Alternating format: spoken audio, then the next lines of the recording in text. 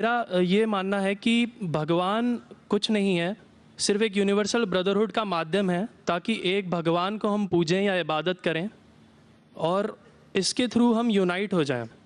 तो मेरा सवाल ये है कि हम हमेशा भगवान को इस तरह तोलते हैं कि उसे इंसान की तरह फीलिंग्स हैं, वो हमें सज़ा देता है, हमें रिवॉर्ड करता है, पर हमारे अलावा इस यूनिवर्स में, मैं उस वर्ड पे स्ट्रेस करूँगा, यूनिवर्स में जानवर भी हैं जिनका काम इस भगवान के बिना चल रहा है, जिनमें कोई फीलिंग्स नहीं है, ना वो कुरान पढ़ते हैं ना बाइबल पढ़ते हैं। वो भी जीवित हैं, हम भी जीवित हैं। हमें एक गुमान हो गया है कि हम थोड़े स्मार्ट हैं, पर वो भी इस सृष्टि का हिस्सा हैं। तो इस यूनिवर्सल ब्रदरहुड में उनके प्रति हमारी भावनाएं के बारे में कुछ जिक्र, और मैं जानना चाहूँगा कि क्या पैंथीज़म इसका एक सॉल्यूशन नहीं है, क्योंकि इसमें हम किसी एक इंडिविजुअल को वर्शिप नहीं करते।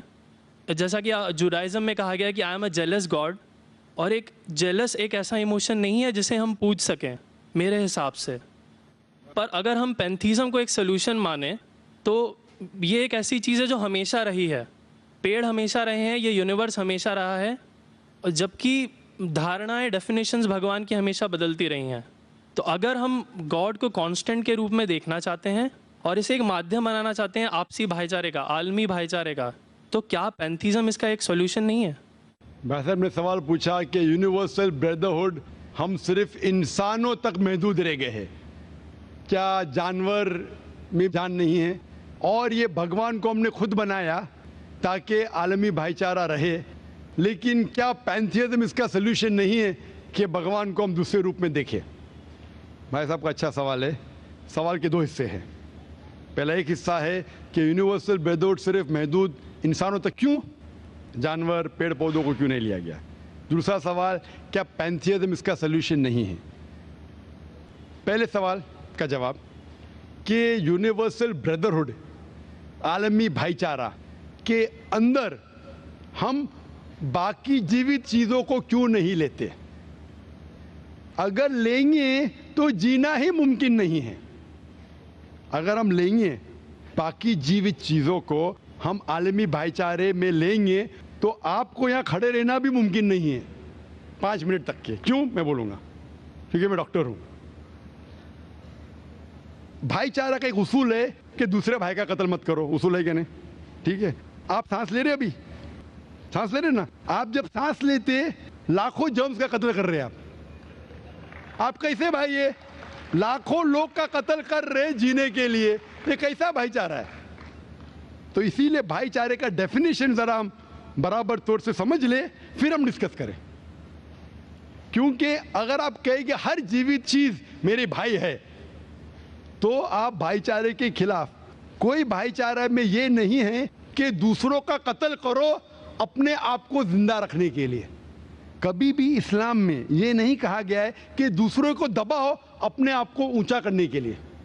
और मैं अल्लाह के रसूल की एक मिसाल दूंगा आपको। अल्लाह के रसूल फरमाते हैं, आप जब देखते हैं एक खजूर का दरख्त, पाम ट्री, वो एक मोमिन की मिसाल है, मुस्लिम की मिसाल है, तो साहबा सोचते इसका क्या मतलब? क्यों एक खजूर का दरख्त, पाम ट्री को मुस्लिम कह रहे? समझ में नहीं उनको। आज हम जानते हैं, उस टाइम अल्लाह के रसूल ने कहा, कोई भी पेड़ पौधे जब भी बढ़ते ऊपर, वो क्या करते हैं? आजू बाजू पेड़ को हटाते हैं, फिर ही बढ़ते हैं। नीचे जाते हैं, अपने पौधों को, रूट्स को एक्सपैंड करते हैं। इसीलिए आप देखेंगे म्युनिसिपैलिटी क्रैक्स को तोड़ती है, मजबूत करे। क्यों? वो पेड़ बढ़ता है तो क्रैक हो जाता है, फिर से टाइल लगाते हैं।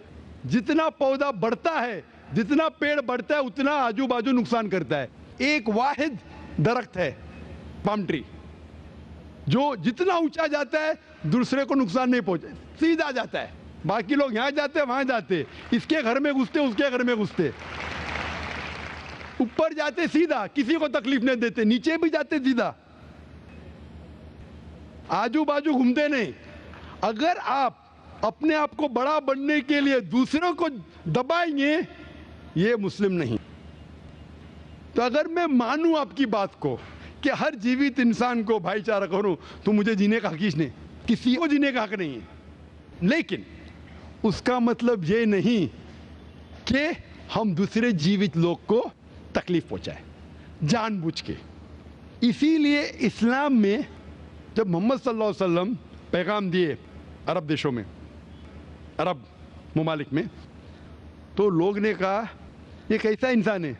जब अल्लाह के रसूल ने कहा कि ऊंट के ऊपर ज्यादा वजन मत डालो, हराम है, घोड़े को ज्यादा तकलीफ मत दो, तो लोग कहने लगे ये तो अभी इंसानों की हुकूक की बात कर रहा था, अभी जानवरों के हुकूक की बात कर रहा है।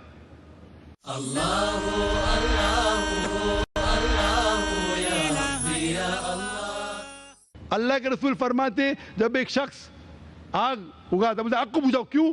उधर चींटियां मर रहे हैं। उसका मतलब जानबूझ के कोई भी जीवित चीज को मारना हराम है, सिर्फ अनजाने में इजाजत है या जिसकी इजाजत खुदा ने आपको दी है, जिसकी इजाजत दी है खुदा ने। मिसाल के तौर पे मनुस्मृति में चैप्टर नंबर 5 श्लोका नंबर 31 में लिखा है कि खुदा ने कुछ जानवरों को बनाए खाने के लिए और किसको खुराक बनने के लिए, some to be eaten some to eat. अगर वो खाने वाला जानवर दूसरे जानवर को खाता है जिसको खुराक के लिए बनाया है तो कोई गुनाह नहीं है। मनुस्मृति चैप्टर नंबर 5 श्लोक नंबर 30 में अगर आप उस जानवर का कत्ल करते जो खाने के लिए बनाया गया तो आप गुनाह नहीं कर रहे। Manusmriti chapter number 5 shloka number 39 में सैक्रिफिशियल एनिमल, जो एनिमल कुर्बानी के लिए बनाए गए उसकी कुर्बानी देना गुनाह नहीं है। मैं क्यों हिंदू धर्म से कह रहा हूँ, मुस्लिम से भी कह सकता हूँ, बहुत से हवाले। उसका मतलब हमें किसी को तकलीफ नहीं देना चाहिए, लेकिन अगर अनजाने में चलते चलते चींटी मर गई तो आप बाहर चले नहीं सकेंगे, आप सांस लेंगे जर्म, तो अल्लाह ताला ने जर्म को पैदा किया है मरने के लिए आमतौर पे, तो आप गुनहगार नहीं। मालूम कुछ जैन लोग मास्क पहनते तो भी मरते, पानी को उबालते, उबालने से मार रहे, उबालने पानी पी के फायदा क्या? अंदर मारने के बदले बाहर मार रहे, क्या फायदा? ये मुमकिन ही नहीं है। लेकिन जानबूझ के कोई जानवर को, और एक मिसाल दूंगा, हमारे खतीब जुमा नमाज पढ़ाए थे कल, डॉक्टर उस्मान, उनने अपने खुतबे में मिसाल दी थी। क्या एक औरत थी जो बहुत बेहया थी, क्या कहेंगे, जो आम तौर पे लोगों की जीनत थी। मैं लफ्ज़ उर्दू ज़रा मेरी कमज़ोर है, मैं किसी को ठेस नहीं पहुंचाना चाहता, इंग्लिश में कहेंगे नॉट विथ गुड कैरेक्टर, बाजारी औरत। ज़रा मैं ऐसे लफ्ज़ नहीं इस्तेमाल करना चाहता किसी को चोट पहुंचे, तो बाजारी औरत थी जो बहुत गुनाह करती थी, लेकिन एक वक्त एक कुत्ते को पानी पिलाया तो अल्लाह के रसूल फरमाते सिर्फ वो एक अच्छे अमल के वजह से खुदा ने उसे जन्नत में डाला। बाजारी औरत गलत काम करती है, जिना करती है, एक अमल क्या की, एक कुत्ते को पानी दी, इंसान को नहीं कुत्ते को, और अल्लाह उसे जन्नत में डालता है। दूसरी तरफ एक अच्छी औरत, नेक औरत, लेकिन एक बिल्ली को बंद करती है, चेन करके रखती है, उसकी आज़ादी को कैद करती है, अल्लाह ताला उसको जहन्नम में डालता है, नरक में डालता है। इसे कहते हैं जानवरों के हुकूक। मतलब जानवरों के भी हुकूक इस्लाम में हैं। अल्लाह के रसूल फरमाते कि चिड़िया की जान भी मत लो बिना वजह, चिड़िया स्पैरो, अब पढ़ेंगे कुरान में और हदीस में कई इसके पर लेक्चर। तो इसलिए हम मानते हैं कि जीवित चीज का हमें एहतराम करना चाहिए, उसके रूल रेगुलेशन है। बोलेंगे सब जीवित चीज मेरे भाई है, नहीं भाई सब भाई नहीं है। अभी कुछ लोग इतना करते, कुत्ते के पीछे हर महीने लाख रुपया खर्चा करते। अरे गरीब लोग मर रहे, लाख रुपये से 10 घर हर महीने लाख रुपया अपने पूडल के ऊपर डालते हैं। लाख रुपये से कम 10 घर तो चलेंगे ना महीने, 20 घर चलेंगे बम्बई में, हाँ के नहीं? वो 20 घर को संभालो ना, एक पूडल को संभाल रहे। ये किधर का इस्लाम है?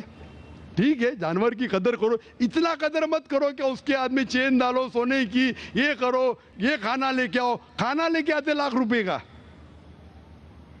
आप समझ रहे ना? तो इतना मत इसराफ करो। इस्लाम के अंदर सिखाया गया है कि भाईचारा जो मैंने जिक्र किया, बट जानवरों को भी देखो और उसके साथ अच्छा बर्ताव करो, बिना वजह किसी जानवर का कत्ल मत करो। ये आपका सवाल था। आपका दूसरा सवाल इसके अंदर जवाब हो गया। आप कहते हैं कि पैंथियज्म, सबको खुदा मानना इसका जवाब है। उसका जवाब में कहा था, हमारे भाई जो अवतार सिंह थे ना, उसने कहा था पैंथियज्म, सब कुछ खुदा है, सब कुछ खुदा है। इससे क्या होता है कि सब कुछ खुदा है, मतलब अगर आप सबको खुदा मानते, चोर को भी खुदा मानते, डाकू को भी खुदा मानते, खुदा का मतलब उसका कहना मानना, बराबर कि नहीं, उसकी इज्जत करना, उसकी इबादत करना, वो जो कहता है उसकी बात मानना। तो आप अगर वो चोर को खुदा बोलेंगे, वो बोलेगा चोरी को, तो आप चोरी करना शुरू करेंगे। वो बलात्कार करने वाला कहेंगे आपसे, आप उसको खुदा बोलेंगे, चल मैं बलात्कार कर, आप करेंगे? करेंगे? तो इसी तरह ये इलॉजिकल है। खुदा एक है और सिर्फ उसकी इबादत करना चाहिए। और ये जो फिलॉसफी है, ये फिलॉसफी जो आप बोल रहे किधर से आई, इसे कहते हैं एंथ्रोपोमॉर्फिज्म। क्या कहते हैं? एंथ्रोपोमॉर्फिज्म, मतलब गॉड ने हर चीज की शक्ल हासिल की। और इसके अंदर एक फिलॉसफी है कि खुदा इतना पाक, इतना नेक, वो जानता नहीं कि किस तरीके से इंसान को तकलीफ होती है। और ये एंथ्रोपोमॉर्फिज्म जो फिलॉसफी है, खुदा अलग अलग चीज में शामिल होते हैं। और कई मजहब, इस्लाम के अलावा कोई मजहब कहता है कि खुदा एक बार इंसान का रूप हासिल किया, कुछ मजहब कहते हैं अनेक बार। और उनकी लॉजिक है कि खुदा इतना पाक, इतना नेक, इतना महान, उसे पता नहीं इंसान की तकलीफ क्या है, इंसान को किस चीज का बुरा लगता है। इतना नेक, इतने पाक, इंसान को दर्द कैसा होता है, इंसान को तकलीफ कैसा होती है। तो ये खुदा जो नेक और पाक है, जानने के लिए इंसान के उसूल क्या होना चाहिए, वो इंसान का रूप धारण करते हैं। ये फिलॉसफी है एंथ्रोपोमॉर्फिज्म की। ऊपर से लगता है बहुत लॉजिकल है, खुदा इतना नेक, इतना पाक, इतना दयालु, वो जानता नहीं बेचारे इंसानों की क्या तकलीफ है, क्या मजबूरी है, क्या मुश्किलात है। तो इंसान का रूप धारण किया लिखने के लिए, क्या इंसान के लिए अच्छा है बुरा है। ऊपर से देखे तो बहुत अच्छा लगता है, लेकिन तहकीक करेंगे मंतिक से तो एकदम ही गलत।